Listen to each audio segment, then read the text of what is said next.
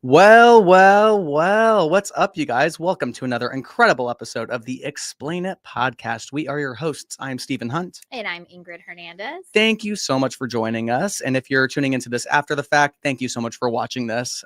We have a really cool guest for you guys today, a good personal friend of both Ingryd and I's. And it's talking all things bookkeeping, which is honestly one of the most important parts of our businesses. Ingryd and I are both lucky because, at least on our flips, a lot of the stuff that we've got to do together, my wife manages the most of that. And it takes a very organized person, and you need to have good bookkeepers and people that can keep you in the loop and people to manage those bookkeepers. So we're going to learn all things bookkeeping, which is really exciting, actually, you guys, with our good friend, Oscar Setiawan. Yeah, Oscar. Well, for the Oscar. record, he is my bookkeeper. So I know that you guys utilize different services, which is good. You can get different perspectives. But Oscar has saved my hiney, and we're really excited to have him here. Oscar. Hey, welcome, guys. welcome. Thank you for joining us. Thank you for having me. Awesome. Oh, Yeah. absolutely. So, Oscar, real quickly, before we start getting into all things bookkeeping, nitty gritty, all that good stuff, why don't you give our audience just a little bit of background? Who's Oscar? How did he get involved in this stuff? Does he only do bookkeeping? What's Oscar? For sure. So I was born in Indonesia. I came to the US when I was about 15, 16, and I graduated as a computer scientist. So I'm pretty much a nerd with numbers and coding and things like that. I worked for a tech company for about 12 years until the entrepreneur kind of side of me. And actually, my mom was always entrepreneur. So we had an opportunity to open a restaurant back in 2012. So we opened pretty much the only Indonesian restaurant in Chicago area. We had that for about 8 years, and COVID happens during that time. And that's when I really pivoted to real estate. I was doing real estate back in 2016, 2017, but it was mostly just as a passive income because my main active income came from the restaurant, right? But imagine losing from $25,000 a month to zero, right? Literally, we have to close overnight, right? So like I had to pivot everything. At that point, I remember I had like 3 projects that was supposed to be rentals, and I just like I have to sell all of these, right? So I literally stopped construction. We had to change some trims because obviously, we have to revise the scope of work if we want to sell it. And at that point, I didn't even know if we can sell anything on the market, right? Because like all the rules, like you can't touch anything. Everything can kill you, right? Anything and everything can kill you, right? Yeah. Because COVID back then in January. So I was like, but I have to do something. So I basically went full force with real estate in 2020. And that's really when I also joined Sub 2, right? That's when I met, Ingryd and you and everyone else. So, but that's when I really became overnight a real estate investor full time. I did wholesale, I did flips, and, I had to deal with tenant that's non-paying and all of this stuff, right? Now, at that point, after we move on from 2020, I did a whole lot of, purchase and sell and all this real estate activity, right? 2021 came, and I was going to submit my 2020 tax, and now my CPA is saying like, "Where's your books?"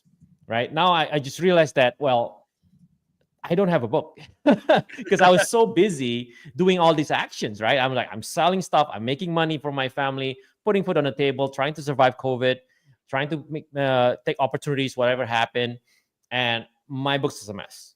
Right, and I probably spent a good amount of that half a year, 2021, to just find the right bookkeeper, to just try to work with different bookkeepers, but I couldn't really find one that kind of fits my profile because I did a lot of stuff. I wasn't just a landlord. I had so many, maybe 15 something doors. That's already a book by itself. I did a bunch of flips that that was sold, and I have one that's ongoing. I sold a bunch of wholesales, and at that point, I didn't even know like how to categorize or put my assignments versus the purchase price of the property, which is a different thing, right? You have to learn something, right? So I was, it was all these problems in finance, and obviously we want to avoid paying tax where we don't need to, and my books is showing that I made some millions of dollars, which I didn't, because there was bad bookkeeping, right? I'm like, I can't be making this $1 million because I don't have that much money in my bank account, right? So that's when I literally I probably spent about $10,000 trying to find the right bookkeeper, because one bookkeeper kept messing around with my books and say, your books is done. And then it's still wrong. I found another bookkeeper. It's like, your books is done. It's still wrong because the CPA says this balance sheet is wrong. It can't be that much. Right. And so like at the end of the day, I found another bookkeeper, and like instead of having him do it, I taught him all things real estate. Like literally I came in and was like, this is what everything is. Every single thing that I did in 2020, I had to tell him, like literally kind of breaking down all different deals, showing all the huts and everything. And that's kind of like how the You bookkeeping learned. started Yeah. by accident. Like I didn't want to create a bookkeeping firm, but it was just out of my need because I couldn't find a good That one. And sounds maybe That's a familiar. very common theme that we hear on Yeah. this podcast, Oscar. It's like everybody that has a business now doing these things, they go, everyone else sucked, so I needed to do it myself. Right. That's Yeah. If you're a awesome. visionary, if you're very driven, you'd be like, I'll just figure it out myself. Right. Yeah. I already spent this much. Right? Might as well figure it out myself to do it right. Right. So so when I had my books and my CPA said, yeah, you good, your book is good now. And you know, with the community that we have, you know, whenever I network, the same questions comes up, right? Dude, who's your bookkeeper? Who's your, how do you keep your finance? Like, I don't know what I'm making. Like, I'm taking home this, but then the next day it's out, right? So you keep hearing the same thing again and again, and that's when, you know, the beginning of this is I'm just trying to help people, right? So the first few people that we had as a client was just literally trying to help them, right? It was not to create a business, because at that point we have bandwidth to help other people. But from 1 to 2 to 3 to 4 to 5, and I'm like, well, this could be turning into a nice vertical integration to all of the business I have at that point, right? Because we still need to do bookkeeping. So I have a companies that, you know, will hire the bookkeeper to do stuff, and now I'm creating a vertical another business to just, you know, so that everything will integrate well, right? Mm-hmm. And so now moving fast forward, now we have a few team members both in the US and in the Philippines to grow the business.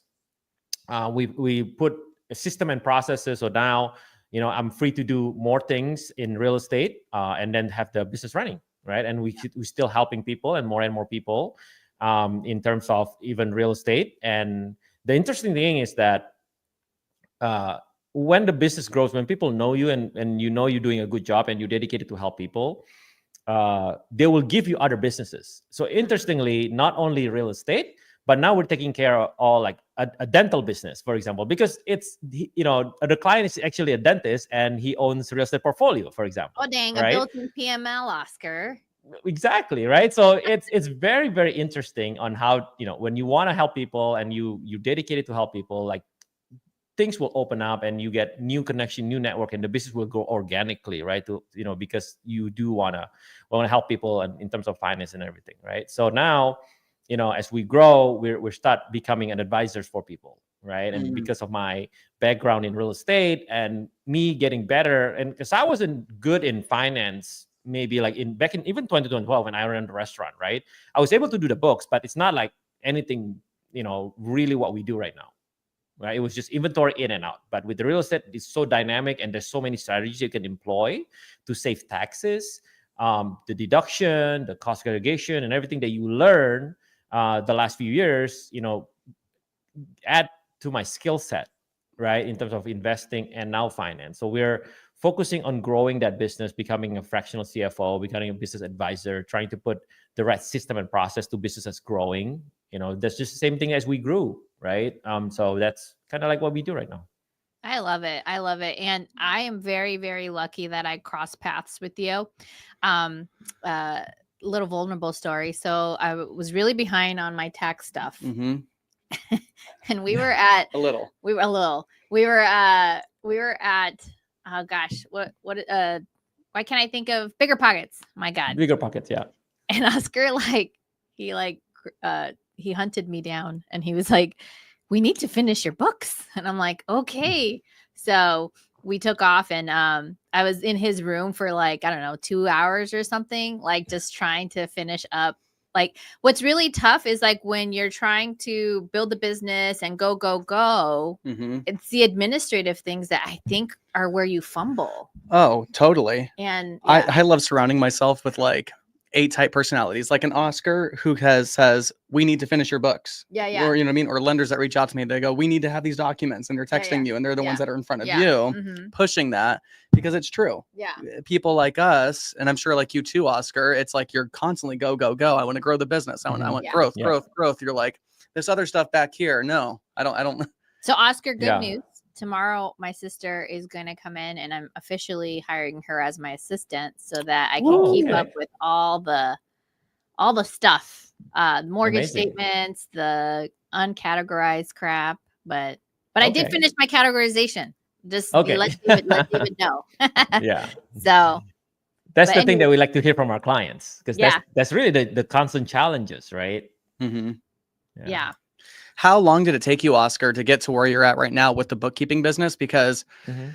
I think all of us know when you start a business, it's not an automated, business that has all the SOPs, has all the KPIs. How long did it Mhm. take for you to get the business going? I'm sure you had to pivot 20 million times, and I'd love to break Yeah. that down too.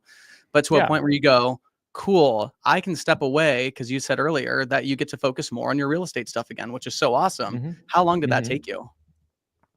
It took us basically a year to really set up, to know what we're doing. Basically, it's not even setting up the system and process, like to know how to put things into places, how to really gain that skill set to become a real estate bookkeeper, right? Learning from mistakes, learning from our clients to their behaviors and things like that.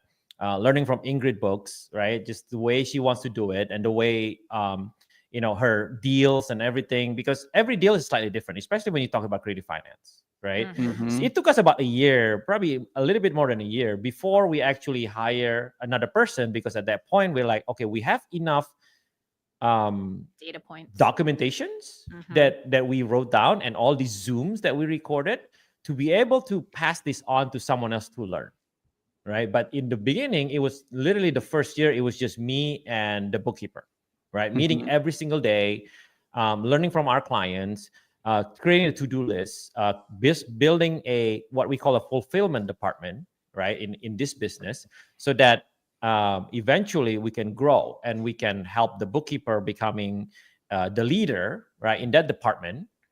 So then after we create that foundation, I can move, quote unquote, to a different department, right? Yeah. And that's part of the business building, right? That's part of following a business framework, in a sense, where all of the business has a few departments, like say finance, operations, and marketing and sales, for example, right? Mhm. The first thing that we did was we strengthened the operations, right? We want to know the operations. We want to know that we can fulfill, because I'm pretty good at sales, right? I can sell, but then what about the fulfillment, right? That's something that we had to really do well on the first year where we grow, right? And Yeah. that was when I didn't even care about the profit that we make, because everything we have is reinvested into buying courses, learning under mentorship about finances and bookkeeping and all of this stuff that we can make better, right? System and processes, right? Yeah. But Yeah. it shows, because after the first year, we're able to hire the right, what we call the right team member, the right people in the right seat, right? So that when they come in, they have the right behavior, they have the right skill set, so they just can take off with the SOPs that we have. Yeah. Right? Love So that. I love that you started with operations first, because I can tell you right now, I did it the exact opposite that you did it when it came to my Yeah. own businesses, as it was sales, marketing, drive it, drive it, drive it. And then all of a Mhm. sudden you look back and you go, cool, I drove all this business. Shit, fulfillment is falling through the Yeah. cracks now. We got to make sure that we're going back now and, playing catch up to make sure that Yep. everybody can be managed appropriately and all the things can be done right. You said, hey, let me lay the right foundation to begin with. And Mhm. then I know that we can expedite framing it all out. Then I know we can expedite making sure that we can build the house as quickly as possible, basically, once we have the Mhm. foundation set. Whereas Yeah.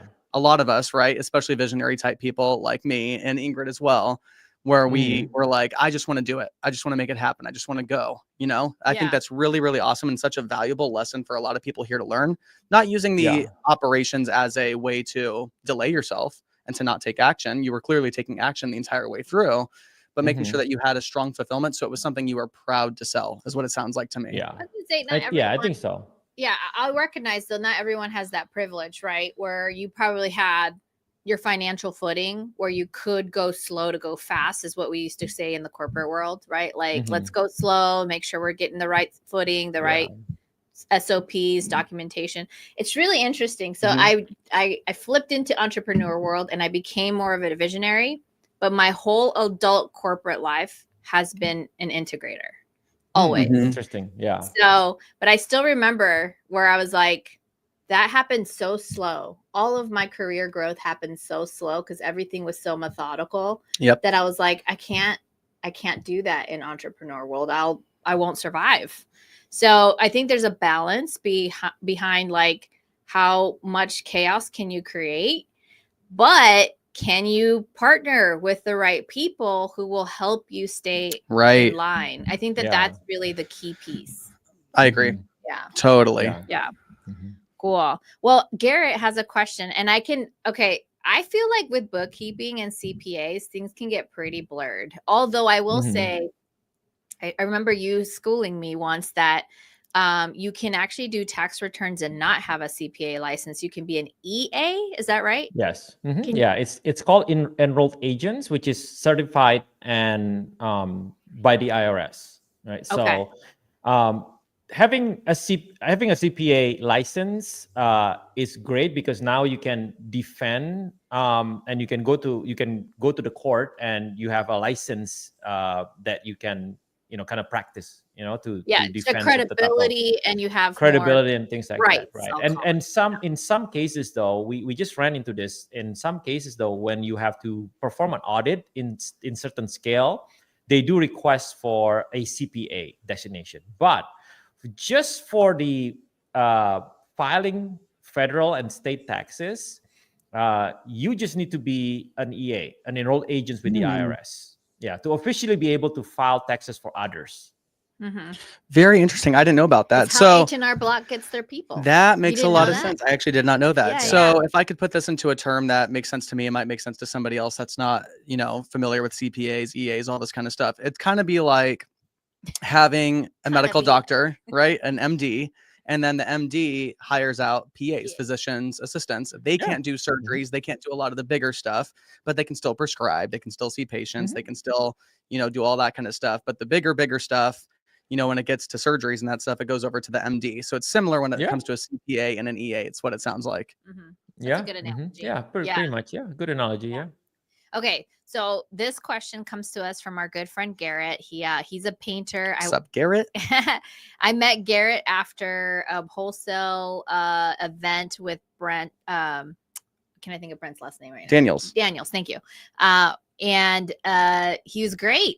So young kid doing his thing. He's a painter and he's made a lot of money. Ladies, he's made a lot of money. There you go. But now he needs to offset those taxes. So obviously this is not advice, guys. This is valuetainment on this YouTube. But like, is there any feedback you can give him that he can go and ask his CPA or his tax? For sure. people? Yeah, Okay. we get these questions a lot, right? And again, we're not CPAs. We don't at this point. I'm a real estate license, so I'm like, yeah. I'm not a whatever. Yeah. It's always ready to go. Exactly. So there's with everything, the answer is always it depends, right? Now I can explain the it depends part because we've been through it and we've asked CPA about this. So throughout the discussion, we know the answers. But again, to be safe, you have to ask your CPA or tax professional, right? So the depreciation from sub-2 and seller finance rental can offset your taxes for your main income business. Basically, your painting business is an active income, while by default, your rentals is passive income, right? That's where the difference is when you're filing tax return, the Schedule C or the Schedule E, right? The one that can help you move your losses from passive to active is if you can qualify as reps, which is real estate professional status, right? And that is basically proving that you are working, and I believe the number is like more than 750 hours in managing the real estate. Yeah. Right. So typically when you manage your real estate yourself, you go to the rehab, you go to the Home Depot, you buy the stuff, and you manage your all these hours that you spend, right, in real estate, managing your rentals and all the areas activity can qualify as reps, which is really up to your CPA to now qualify, right? If your CPA is good, they will give you this sheets. It's called reps tracking sheet.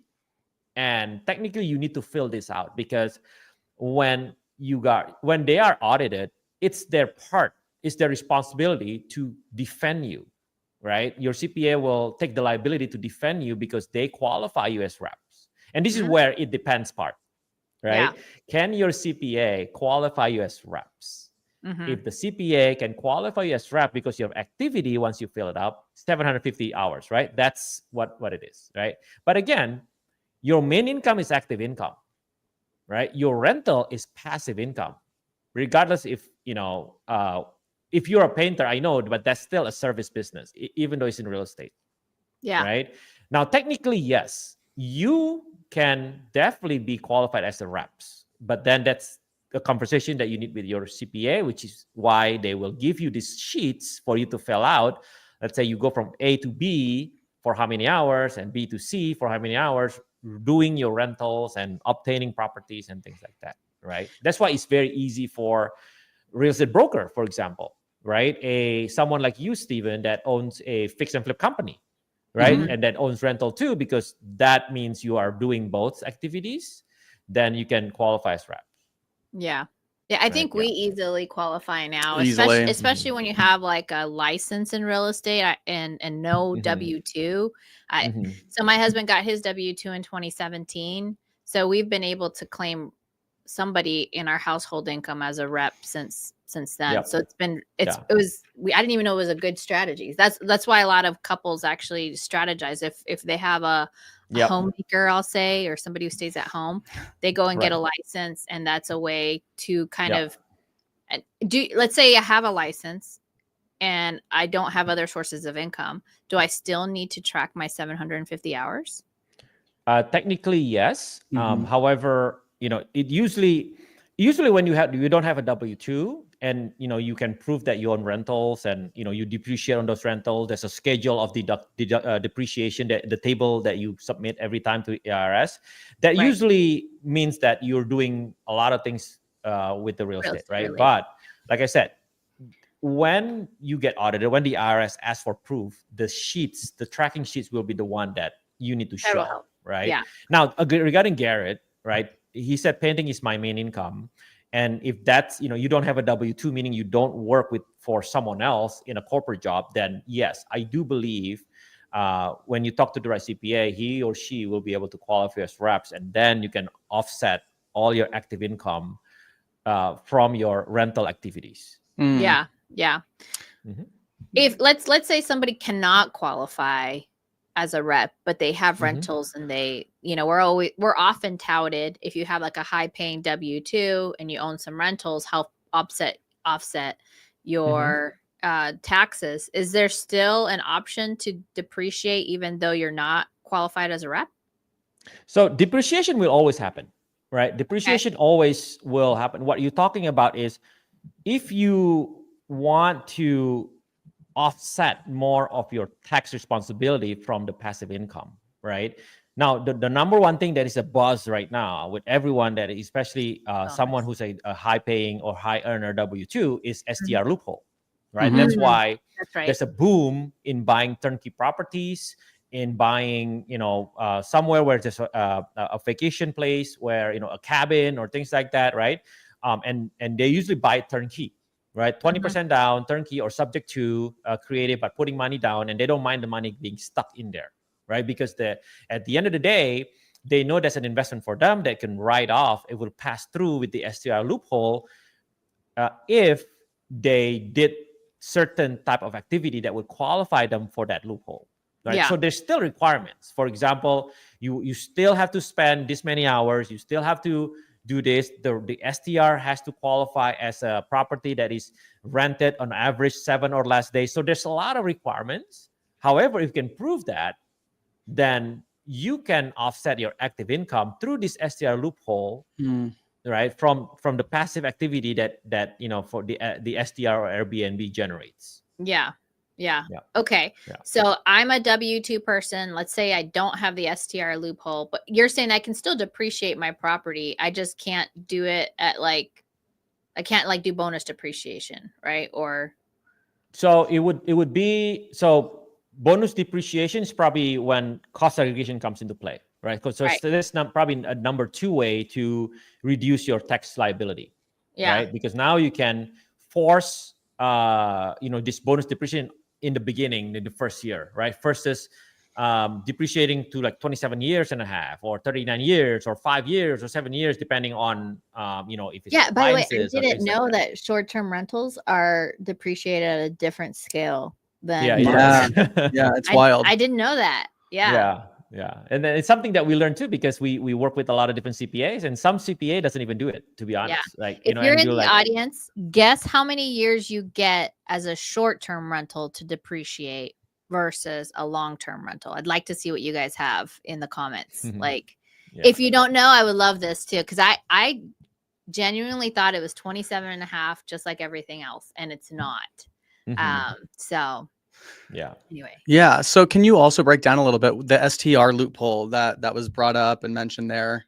Because there's a lot of friends that I do have that are high income earners, but it's nothing involved in real estate whatsoever, whether it's their own business, whatever the case may be, and they look to dump cash once in a while, like you mentioned, these turnkey properties, all that kind of stuff.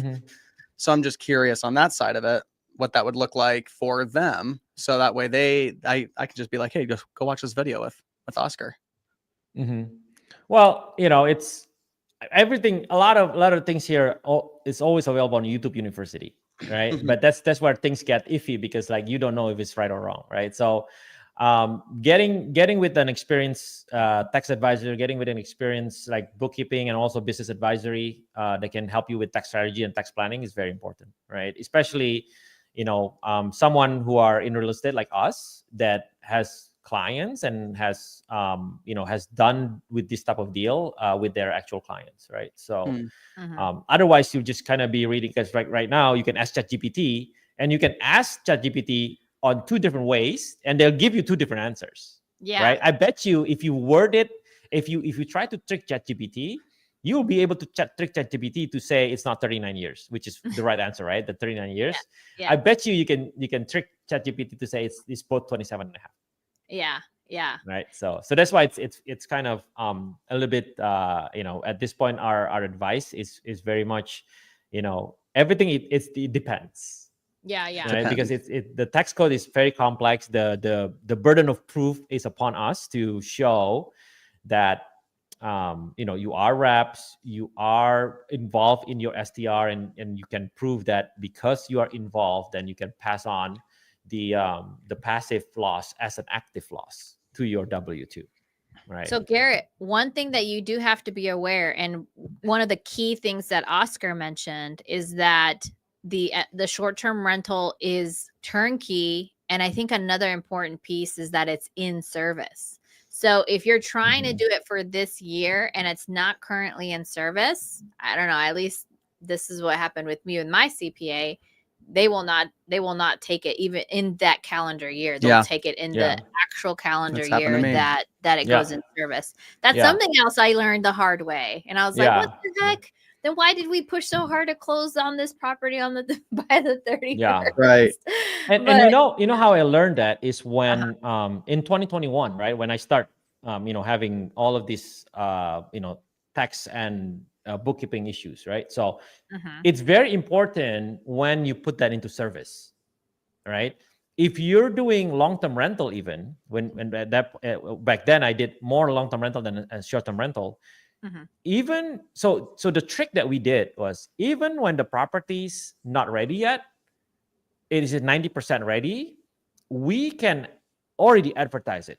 Yes. And when we advertise it, it means that it's already in service. Correct. Yeah. So now going into STR, even if it's not done, even you still kind of doing last minute thing and everything, and it's the end of the year, you could technically put it on Airbnb. Yeah. Right. And then, that technically can qualify as in service. Now, I don't know if that's additional rule to say, you need to have it book for 1 day occupancy or 2 days occupancy. But hey, we're creative, right? We can always have our family stay there. Yeah. Right. Cousin, come stay And at my house for that's 2 not a days. legal advice, okay? That's a Yeah. creative Yeah. thing Yeah. that, and I don't want people to come back. It's like, you just gave me an advice and I'm in trouble now, right? Because Yeah. Yes. This is entertainment. You take it as this you is will. entertainment. But it's interesting what you can do to certify that it's in service. Yeah. Yeah, there's definitely ways to work around some of those things, like you said, not tax or legal advice. Mhm. I am curious. Here's a question that I get all the time, Oscar, and I actually tell people I'm not a professional. Don't ask me. Ask a professional. I always say my unprofessional Yeah, opinion. I'm like, Yeah. I don't know. I'm like, I don't do that, so it doesn't sound. I don't know. But I have people that also reach out to me and they go, "Hey, I'm going to buy this house and I'm going to lease it to myself. I'm going to have my company lease it to myself so I can Mhm. get the write off." Is that something that is feasible? Can you hold a property in your LLC and lease it to yourself and get that full write off? Yeah. The short answer is no. Right. That's And what I thought. that's basically like black and white there. Right. Yeah. Now, I also we've heard about phantom income or something around that. yeah, because at the end of the day, if you look at the word, so IRS cares where the money flows, right? So, for example, if you own an LLC that would rent it back to you, right? The LLC would take the money. Let's just say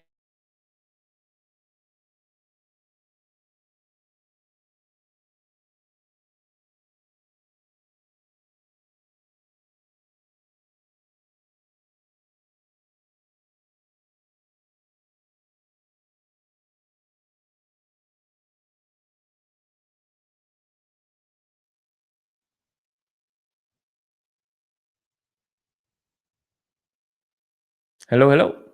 Hello, hello. Can you hear us? Yeah. So I I don't have know no what. idea what happened there. Yeah. So, but anyway, I don't know where you lost me, but let's just say you pay rent to the LLC, right? You pay like $2,000 rent. You write a lease from one LLC that you own to yourself, and you pay $2,000, right? So that $2,000 goes to the LLC, but regardless if the LLC is passed through, that revenue minus expense and everything goes back to you anyway. Right. So the Gotcha. IRS will see it anyway, that at the end of the day, you're responsible for that income. So now you're just telling yourself, right? So imagine this. Stephen rents from Stephen LLC. Stephen rental cannot be expense because Stephen is a person, not an LLC. So Mhm. Stephen cost of living is that rental, right? Stephen LLC received a revenue of $2,000 minus expenses and everything. Let's say $1,000. So now I think you're just shooting yourself in the foot, because now you're just saying that Stephen LLC made $1,000 of someone. It doesn't matter if Mhm. it's Stephen, someone. So you basically have to report that as an income. So At it's the end like of double the day, income. you just declaring Stephen LLC, if it's a pass through, Stephen LLC just made $1,000, which passed through to your tax burden. Now Stephen owes $1,000 to the IRS, not $1,000, Gotcha. whatever the tax bracket is. You know what I mean? Yeah. So that's how it doesn't make sense, No, right? it If never made sense to me follow the either. I always tell people numbers, yeah, probably it not. doesn't make sense. Yeah. Yeah. And I was like, but I don't know officially. Maybe there is a loophole. Mhm. So that's why I was like, I'm gonna ask Oscar. Oscar Yeah. probably knows the answer Yeah. to this because I always tell Mhm. everybody no. Yeah. Right. I think the Now, there's a only difference if you have an LLC that is a property management, or that owns the property, and you have another company that needs an office, for example, right? Again, at the end of the day, where does money flow? yeah. Right, the money goes through. If it's an S corp, then that company will file their own tax return. But if it's a partnership or if it's a pass through, it's gonna go to the owners at the end anyway. Mhm. Yeah. Right? So you're just declaring income somewhere, and you might be actually paying more of tax because you just kind of move money around. This phantom money just move around Yeah. intercompany, and then it goes back to you more than what you would spend. Right. The only place I've seen this work so far is with actually the Manor, our property in Gilbert, Mhm. where we have a completely different company running the property, like from a property management standpoint, because we actually have different folks sleeping in different rooms Yeah, and renting. that makes sense. But not necessarily as a singular. And like Marlon, he pays rent, right? Because he lives in there, but he's paying that rent to a different LLC versus where he's collecting it. Gotcha. Yeah. Right. Gotcha. Right. Yeah. It's similar to convoluted my enough example, right? So yeah. Yeah. Yeah, for sure. Cool. Well, guys, if you're getting value from this, don't forget to hit subscribe and like, so that we can continue doing these really cool podcasts with cool people like Oscar. Really appreciate everything you said so far, Oscar. And so tell us, because you're in the space full of crazy people like myself and Steven, is there an anonymous story that you can tell us where it's like the craziest thing you were able to do, or help or something like that you could share with us to kind of put some light, other than the fact that you sequestered me for 2 hours to get my bookkeeping done? There's a lot of very unique, I would say probably very unique challenges that we face, right? In terms, especially with creative finance. I think one of the most challenging problems that we had, that we have to spend maybe close to 2 hours just brainstorming with the CPA, was a wrap story. So one of our clients, she bought a property subject to, and then wrap it to a buyer. So basically creating the note, right? 6 months later, foreclose on it. So she had to take it back in foreclosure, deed in lieu, right? But it was foreclosed, and she get the deed in lieu, and turn around and flip the property. So now within that 1 year, there's multiple instances where the deed changed hands. Wow. When the deed changed hands to different people, well, there's tax consequence. Yes. Right? So when you bought it sub to, there's a tax consequence there. Well, taxable event. I wouldn't say a taxable event, right? From there, when you sell it to the rep buyer, it's a taxable event too. But you're able to delay the gains because it's unrealized and all of the stuff you can do, right? But what happened when you take it back? Right? Because now you're taking back a property, your note defaulted. Yeah. And you lost all that values, right? Even though you already have now a realized deposit, for example, right? But the thing that we care about is, at the end of the day, when he purchased it until she sold it as a flip, is that a realized gain or a realized loss? So that was the one that we had struggled with. Yeah. You know what I mean? I feel like you have to whiteboard that one out. You're like, okay, here's we had to. And we had to have a 3-way conversation with the CPA, and the CPA was like, oh my God, well, like because we have to really break it down, right? Because at the end of the day, it's credit and debit. Yes. Right? Everything, when you look at the master statement, this is Yes. why it's very, very important for us to ask for a master statement, right? Because at the end of the day, we can justify the deduction, expenses, gain, loss by the debit and credit of the master statement that is, we can journal entry in your books. Yeah. Right? Yeah. So, Oscar, I'm but selling. that was one of the most interesting part.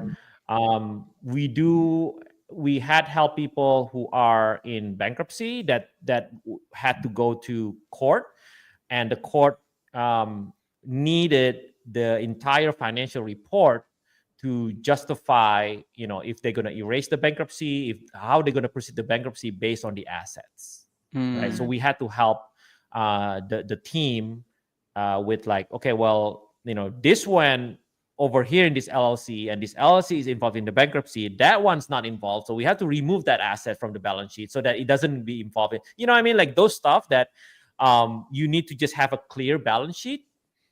Which a lot of times people don't have, and that's where people get in trouble, because they don't know their liabilities, they don't know their asset, where it's supposed to go, and their net worth at the end, and that's where people get stuck when they are asking for, let's say, unsecured line of credits, or they face a legal battle, right? And you're like, oh, where's your balance sheet? Well, I don't have a balance sheet. Okay, so we're going to take everything that you have now. Yeah. I think the one that's become a little tough for me because of the LLCs that I do have is where one LLC does intercompany to another.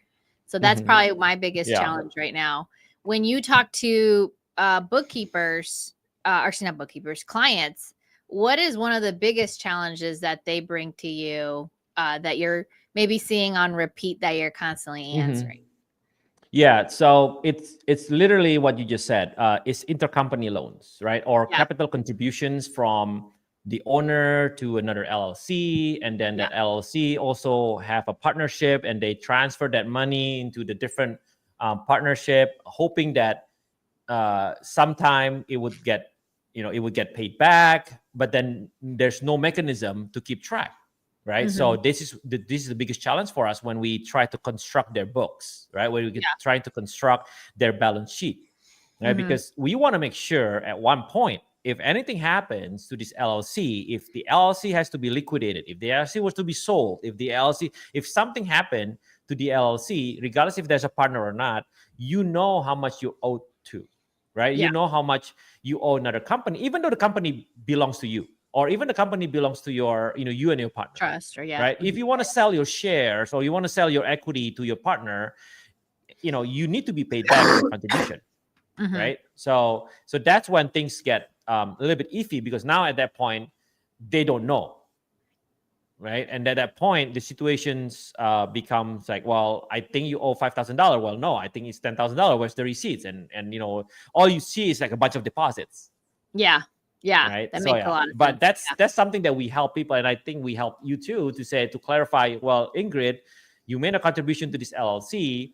It's okay that you don't give it back for now, but just to let you know, you had this much money from this LLC that at one point, if anything happened, if any of the structure happens, if you become an S corp and you take on partners, you take on shareholder, whatever, they need to know that you've put in this much money into it, and you need to be compensated, or there needs to be more, like, say, stocks goes to you, and all of those stuff, right? Yeah, and that makes sense because it's also a part of your valuation. At the end of the day, you're building a company. So what kind of debt do you have against that company, even if you were the one contributing to that company? So that makes a whole lot of sense. Very cool. And you'll be Very surprised how much money you put into your business, right? That's also needs to get a financial clarity, because now at that point you have to say, you know what, I need to shift my strategy, so I don't need to put in more contribution because I put in so much contribution. And sometimes they get lost, right, when you're building a company.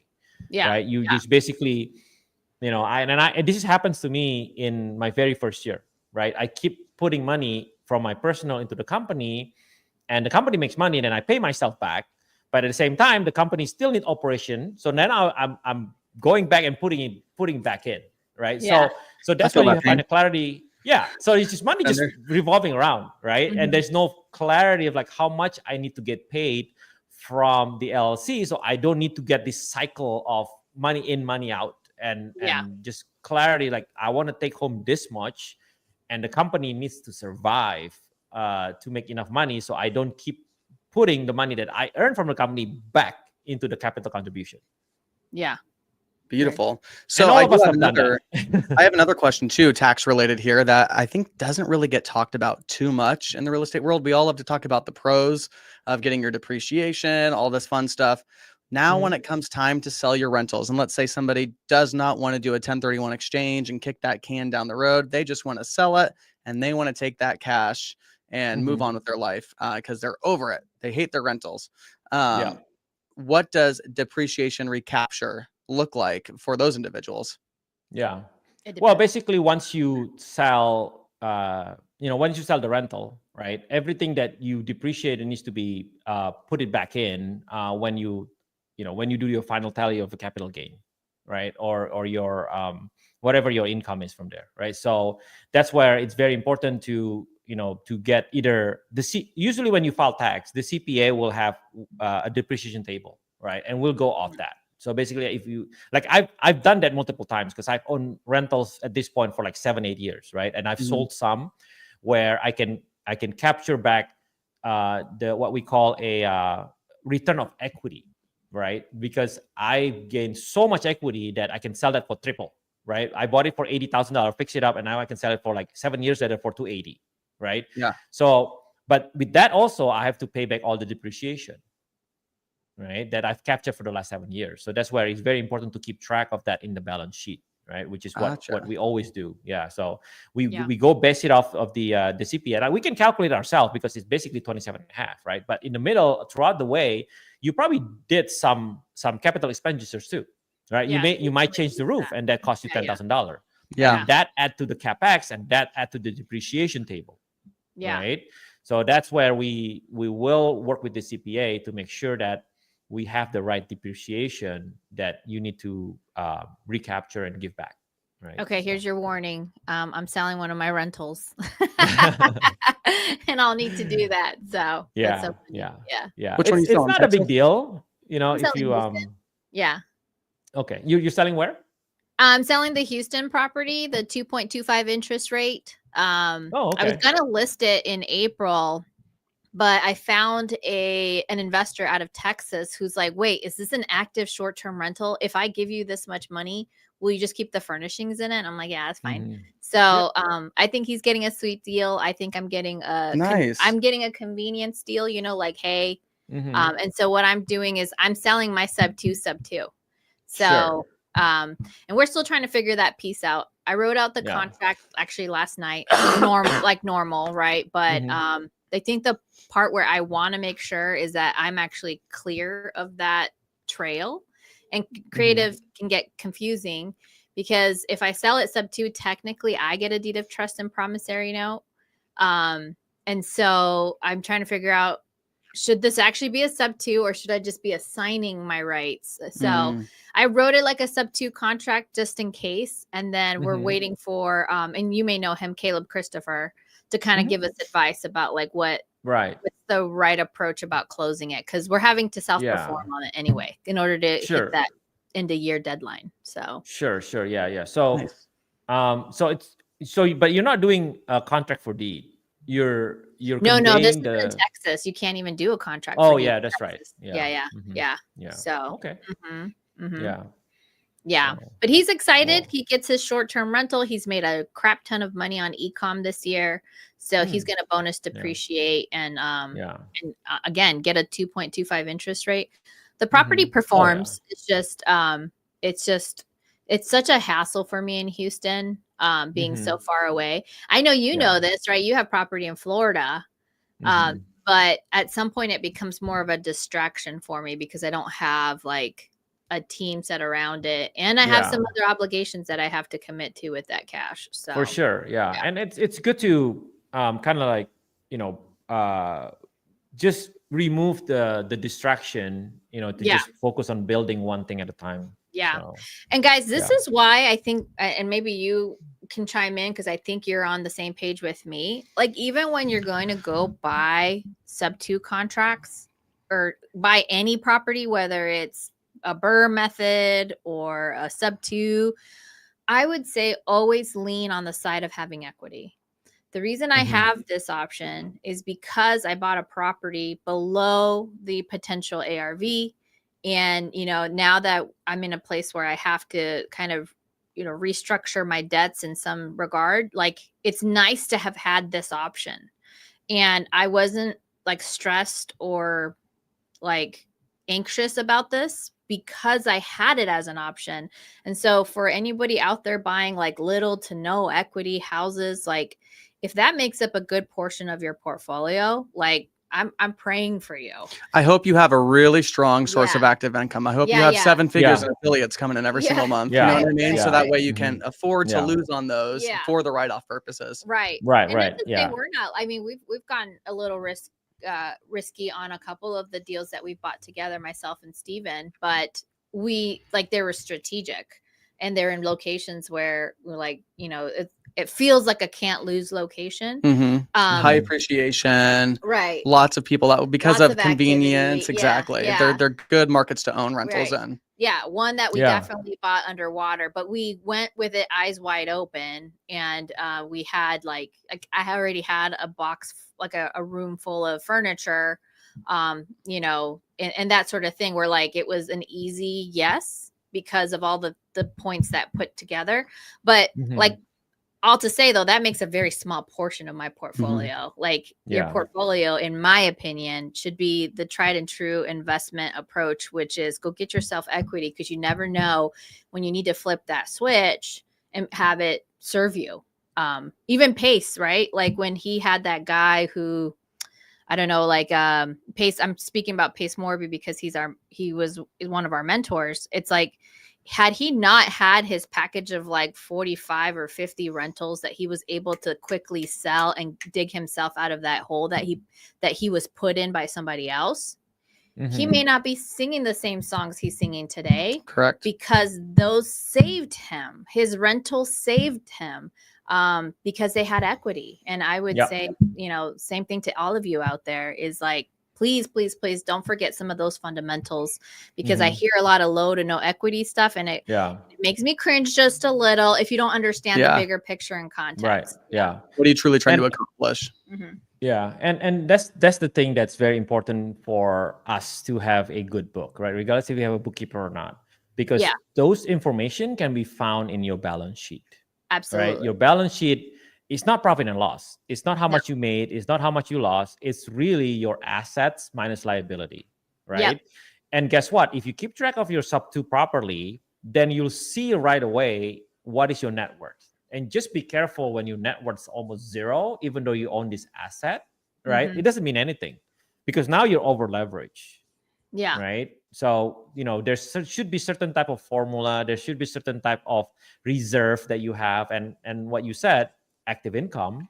Yeah. So that anything that happens, you're able to cover it up, and enough diversification where you do have properties that has a large enough equity that can cover all of these. Again, these are diversification that we need to make, but we can't know until we have a good financial report that we can see, whenever we want to make this decision. Yeah. By the way, one of my fondest memories was Oscar in my entrepreneurial experience.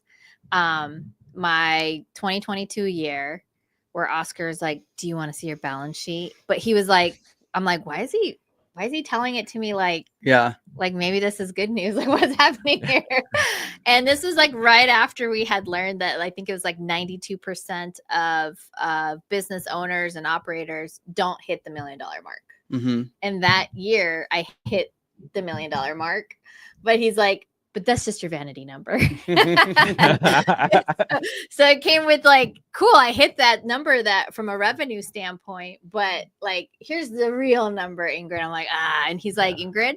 And this is why I do business with Oscar. And I would encourage any of you to consider Oscar for your bookkeeping, because he's like, but now our job is to help you see about how we make that gross profit that you hit at the end grow, right? Yes. Like, what is that? Excuse me, not gross profit, net profit grow. So ever since then, it's always been chiseled in my brain that when somebody tells you like, oh, we made 7 figures and this, that, and the other, it's like, okay, but tell me, how much did you keep? Yeah. What did you take home? Yeah. Yes. And your bookkeeper will keep you straight on that. Like, again, Oscar was very sweet. Like, hey, here's your number. And I was super excited.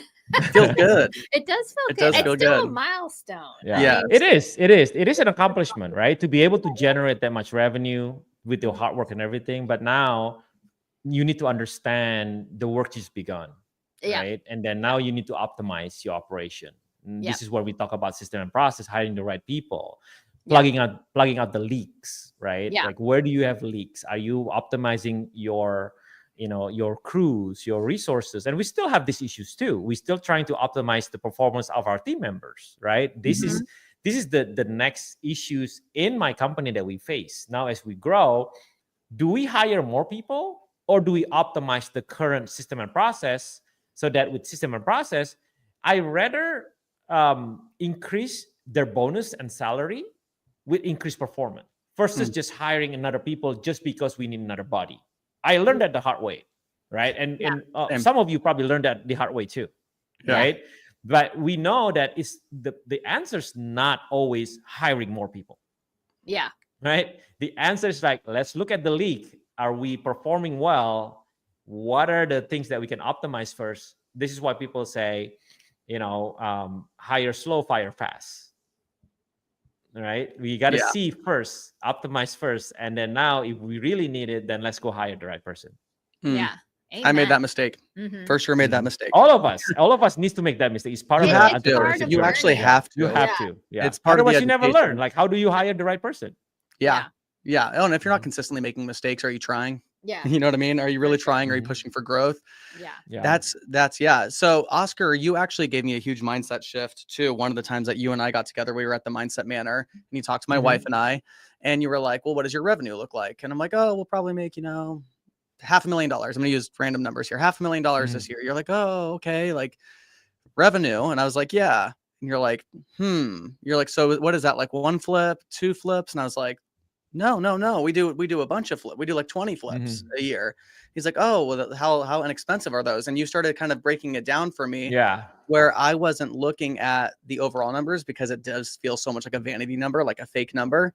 But when Yeah. I finally dialed that back in, I was like, well, hold on. If I just look at the revenue, the cash coming in and out, and versus what I keep, well, then Mhm. yeah, I mean that number is huge, right? I'm like, because Right. now we have all of these houses, we Oh, yeah, I have all remember. of we have all of the property management, properties. I'm like, we're talking about hundreds and hundreds of thousands of dollars a month that are actually coming through. And you're like, okay, that's your revenue.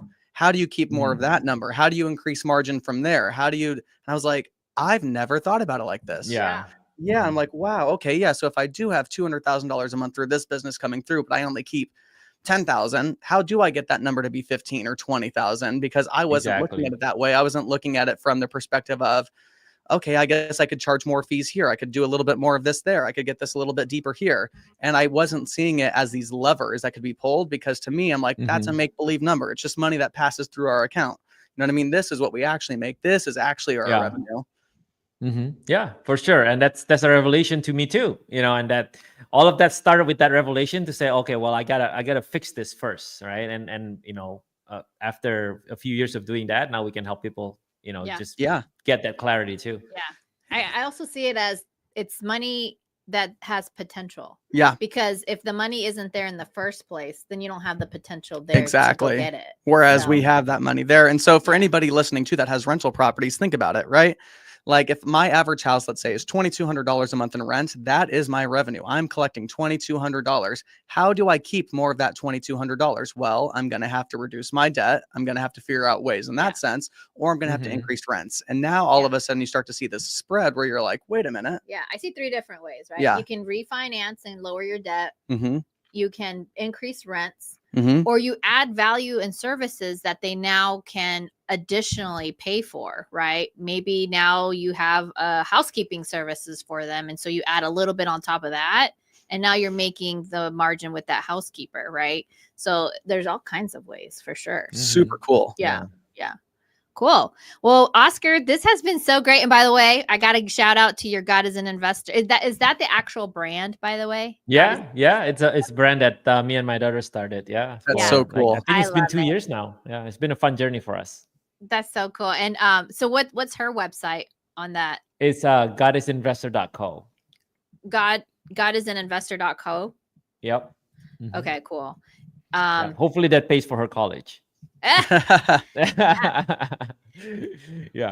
love I don't that. need to advertise my other businesses. I want to advertise that because then people will buy her products, and that money all goes to her college funds. Well, I get it. You're just trying to maximize your margins. For If sure, you don't have right? to pay for college, hell yeah. So, Yeah, or heavens, yeah, I exactly should right. say. Yeah, So, I don't have to sell one rental every year to pay for her college. Yeah, exactly. very cool. So, Oscar, if people want to connect with you and see about you helping them get their books together, kind of like you've done with me, how do they reach out to you? Our website is kpiadvisors.co. Okay. kpiadvisors.co. Mhm. Right on. Yep. Okay. Yep. And are you guys taking new clients? We do right now. We do set a limitation of how many clients we can onboard every single month, just because we want to grow that organically. Last year, we hit a growing pain, right, where we onboarding a lot of clients, and then we have problem with the fulfillment department, like I said earlier, right? So now we fix our stuff and everything. We know our capability. Every single month we can onboard this many clients, right? So, Yeah. But yeah, we're right now we're at about 3 to 4 clients a month. right? Before we were like, hey, let's onboard as many clients that we want, which is good, but that presents another problem with fulfillment. And I'm not really the type of people who just kind of let's take as much and just figure it out, right? We will figure it out, but we have to figure it the right way. I love it. You're methodical. And I think that only serves to the customer service that you inevitably provide. So Health and I said hello. I love her. Of course. So, we just spoke to her today. So yeah. Cool. Well, thanks so much, Oscar. You're going to have to kind of gear up for us again, because I feel like you will need to come back. There's a lot of good questions. We've got a lot of great feedback from you. Of course. And we would love to have you back. So absolutely. Cool. Always great talking about finance. This is like one of those, like, it could be the most boring show, or it could be the most like fulfilling show that you have by the end of the year, because now you know what to do. You know where to look, right? Instead of like, I'm going to buy like 5 more houses next year. Well, I better look at my balance sheet first. Yeah, balance sheet. Right on. Cool. Well, guys, thank you so much for coming to our Explain It podcast. Stephen and I love when you guys are here every week. We remind you that we are here on Wednesday, 1 p.m. to 2 p.m. Arizona time every week, and we look forward to seeing you. However, next week is Christmas. We will not be here next week, guys. Sorry. So we will catch you guys in the new year. We really appreciate you. Hopefully you guys are spending time with your family, your loved ones, with your bookkeepers, and as you gear up for 2025. We really appreciate you, and we can't wait until providing more value in 2025. So thanks, everybody. Until next year. Thank you. Awesome.